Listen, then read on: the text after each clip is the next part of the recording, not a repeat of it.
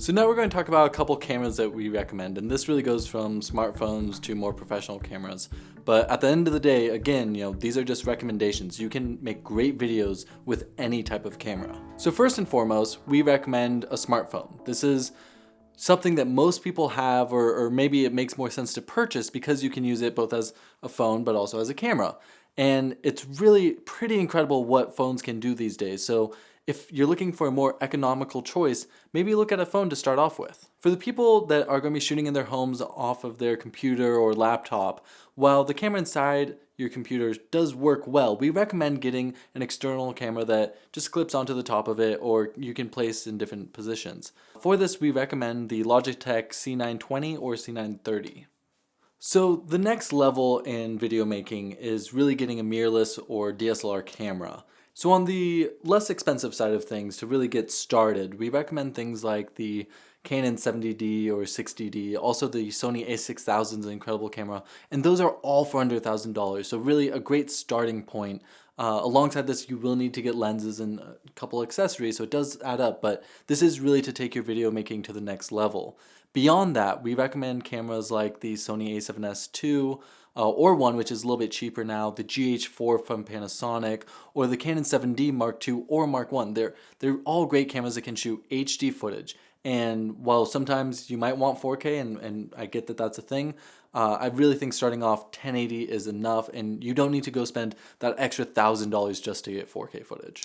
And if you really want to get into the pro level and start having a video production company, maybe you go through this class and you start getting clients and really building yourself out, I would recommend looking at more pro level cameras that don't have to cost you an arm and a leg. The Canon C100, the Sony FS5, they're good, more economical cameras that allow you to shoot professionally and really move to that next level of video making. So a lot of the time people ask, which brand should they pick or which camera is better than the other one.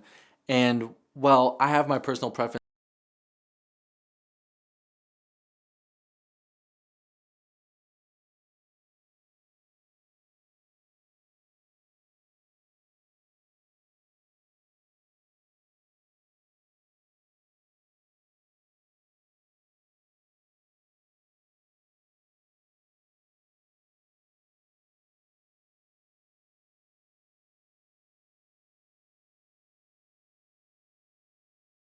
One, Sony currently is leading the way in low light sensitivity, whereas things like Canon, you have so many lens options at a much more economical price point. So there's pros and cons to every camera, and you just have to decide what's right for you.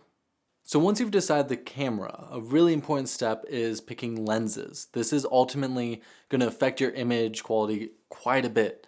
And it's something that I've always said, you can pick a cheaper camera but invest in lenses because these things will last you a much longer time. Starting off, most cameras, most DSLRs or mirrorless cameras will come with a kit lens. And this is a very generic zoom lens that is typically a little bit slower, not going to give you the really professional look, but it's a fully functional lens.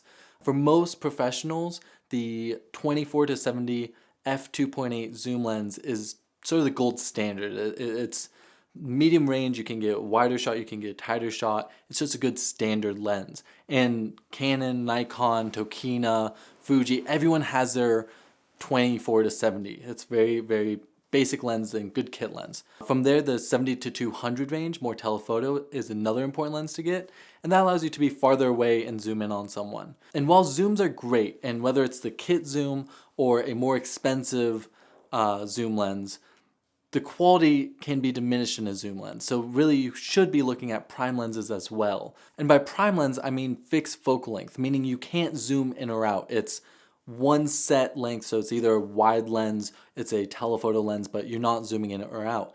The glass of these lenses will be much better for the price point though. So you can get really professional look to your videos by using them. It is a little frustrating because you can't just zoom in or out more easily, but you can get a really great looking shot. As an example, the nifty 50 is really a favorite of filmmakers because you're able to get it for such a cheap price, and whether it's Sony or Nikon or Canon or whatever manufacturer, they all make this cheap 50mm prime lens, and it's really a great way to get professional looking interviews, professional portraits. Those are sort of our basic lens recommendations. Again, we don't want to get specific on which manufacturer to go with.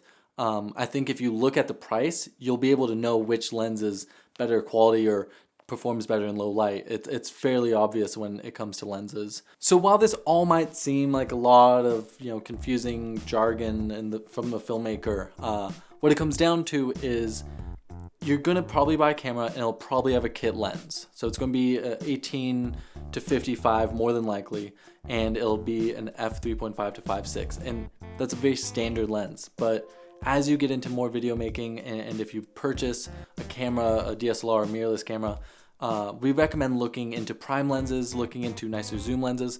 And again, it comes back to what type of video are you making?